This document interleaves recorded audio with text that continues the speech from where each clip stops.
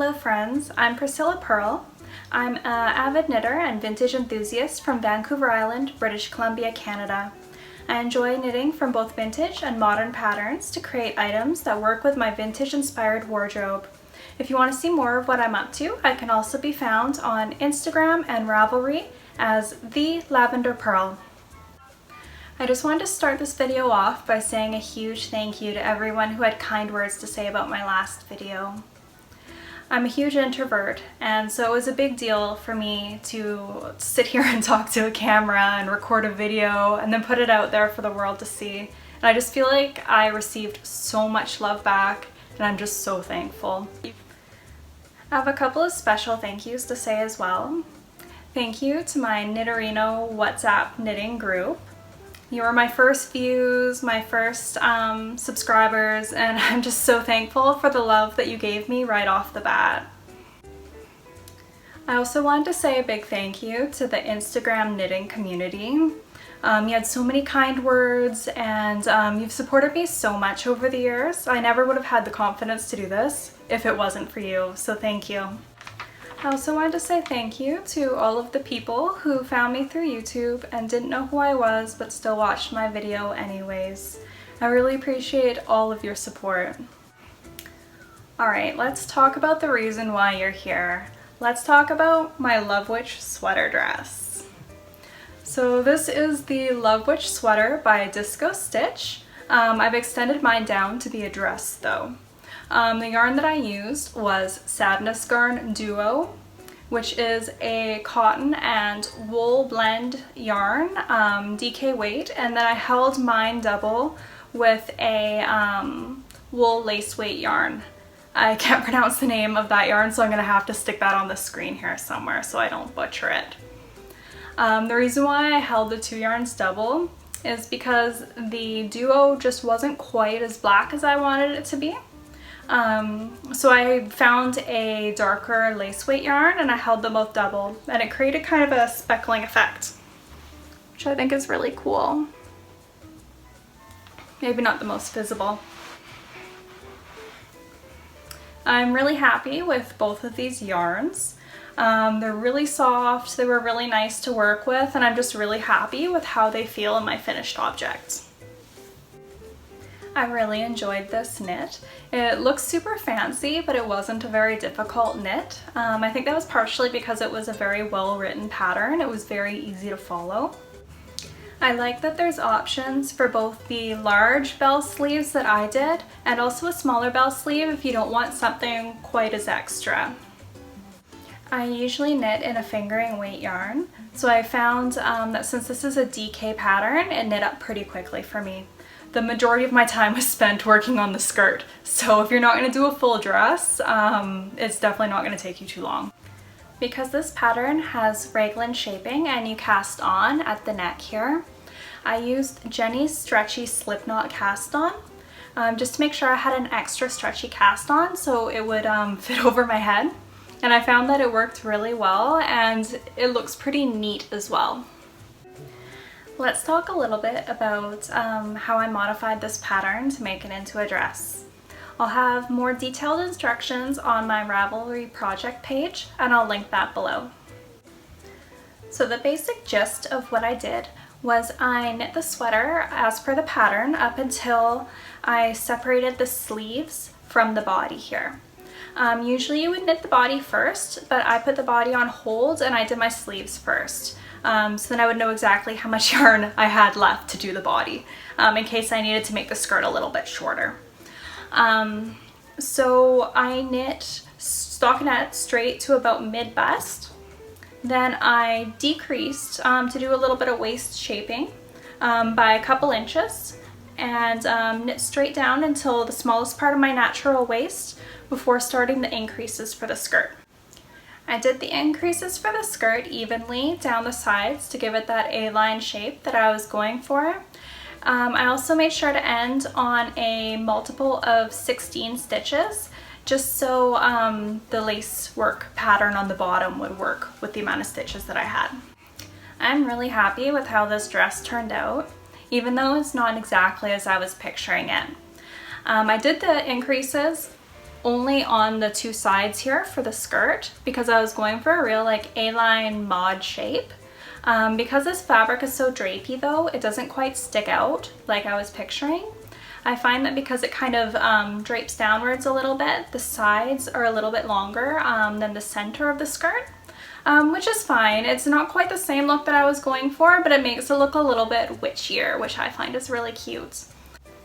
Because the two increase points are on the sides for the skirt, I find that it's a little bit tighter around the stomach and the butt, which I don't mind, but it might not be a look that you're going for. I know some of you are interested in turning your Love Witch sweater into a dress as well, so I wanted to offer a couple of suggestions in case you wanted your skirt to bell out a little bit more than mine. What I would suggest is having more increase points instead of just the two on the sides. You could probably do maybe like 4 of them evenly around your body, like 2 on the back, 2 on the front. Then that way it'll bell out a little bit more. You wouldn't have to increase as often though if you have more increase points. Another thing you could do is I started my increases at the smallest point of my waist. You could always start your increases just a little bit higher, like maybe ½ an inch or so, but that's entirely up to you. I really enjoyed knitting this pattern and I had so much fun playing around with turning it into a dress, and I'm so happy with how it turned out. I feel like I learned so much about construction and drape in patterns. I definitely recommend getting creative and playing around, and it's just a great learning experience. One thing I suggest though, if you are playing around with the pattern, is using lifelines, because they can be a huge help when you realize that you want to rip back and do something a little bit differently. I love this dress so much, but it's really warm in here, so I'm gonna do a costume change and I'll be right back. Alright, I'm back and I'm wearing something a little bit cooler now. The lights get really warm when I'm recording videos, and it doesn't help when you're wearing a big heavy sweater. The next thing that I wanted to talk about is the Baudelaire crop by Skeinanigans.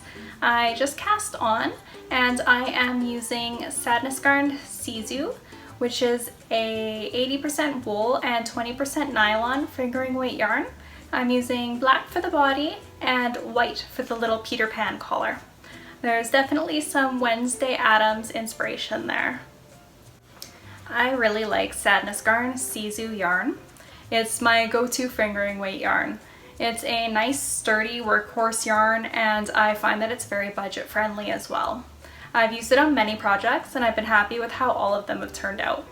The only thing to keep in mind is it is a little bit thicker of a fingering weight yarn. So if you're knitting vintage patterns, it doesn't always turn out as well, just because you're knitting on these teeny tiny little needles, so you don't have as much drape as you might need. So far this has been a really enjoyable knit. The pattern is well written, it's easy to understand and follow along with, and there's lots of optional instructions. You can choose to either do a short sleeve or 3/4 sleeve, and then there's also instructions for bust darts or a full bust adjustment. It's funny, this summer I knit my first raglan sweater. It was the JOANIE BOATNECK by Poison Girls. I hadn't been avoiding raglan sweaters before, I just hadn't got around to knitting one. And the last 3 sweaters I've knit have ended up being raglans. First it was the JOANIE BOATNECK, and then the Love Witch sweater, and now the Baudelaire crop. Now that I've started knitting raglans, I actually really enjoy knitting them. The thing that I like most about raglan sweaters is you shape the shoulders as part of the yoke here. So then that way when you turn around to start knitting the sleeves, you don't have to pick up a bunch of stitches around the armhole. And also, since you've already knit the shoulder there, the sleeves take less time to knit, which is nice. I used Jenny's stretchy slipknot cast on for this cast on as well, for around the neck, and it's quickly becoming my favorite stretchy cast on. I brought one more whip to share with you today. This is the ribbed flounce skirt. It's a vintage pattern, and it's from the 1958 edition of the New Luxe Knitting Book. As you can see, I've been working on this for a while now. but it had to go on a temporary hiatus over summer just because it was too warm to be sitting on my lap. Now that I'm getting towards the end of my Halloween knitting, I'm looking forward to picking up this project again, just because I'd like to finish it so I can start wearing it. I'm using SANDNES Garn Sees You again for this project, which is a fingering weight yarn.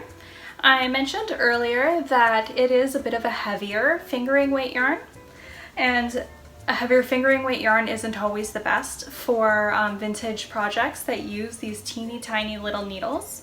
I don't mind so much though with this being a skirt. There will be less drape in the fabric, but it'll also give it some more structure, which I kind of like.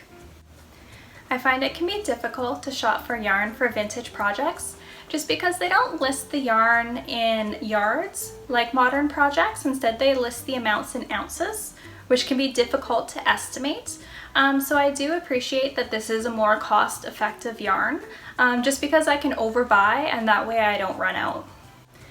Knitting a skirt from a vintage pattern can be a little bit daunting just because usually they are fingering weight and they use teeny tiny needles, but it's actually been a really easy knit. It's knit from the bottom up, and you can kind of see the pleats on the bottom here. They'll stretch out more after blocking. This has been a great project for watching TV or doing Zoom calls. It's really easy to work on when my focus is on something else. It might not look like much on video, but I'm actually pretty close to being done, and I'm really excited to finish just so I can wear it. If you have any questions about anything that I talked about today, please feel free to comment below or send me a message on Instagram. That about wraps up what I've been working on recently. I haven't decided how often I want to upload videos. My loose goal is to upload at least every 2 weeks. But when I do have more to talk about, I might upload videos more often. I want to keep my videos interesting and full of content, so I don't want to promise a specific schedule. If you enjoyed this video, please consider liking it and subscribing to my channel. It'll let me know that there's an interest for my content, and by subscribing, it'll make it easier for you to find my future videos. See you next time. Bye bye.